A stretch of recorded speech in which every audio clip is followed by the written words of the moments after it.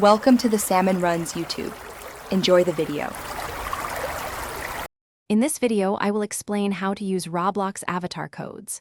First, understand that these codes are your ticket to unlocking fantastic virtual items for your Roblox character.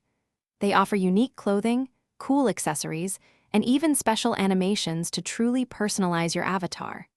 It's a super easy way to stand out and express your style in the Roblox world, giving your character a fresh, new look with just a few simple steps.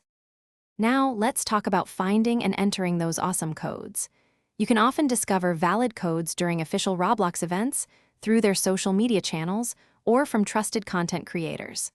Once you have a code, head over to the Roblox Redeem Promotions page on the official website.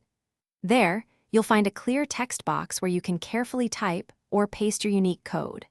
Double-check for accuracy before proceeding to the next step. After entering your code, simply click the Redeem button.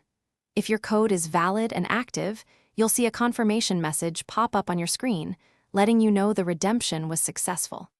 The exciting part is that your brand new virtual item will then be automatically added to your avatar inventory. You won't need to do anything extra.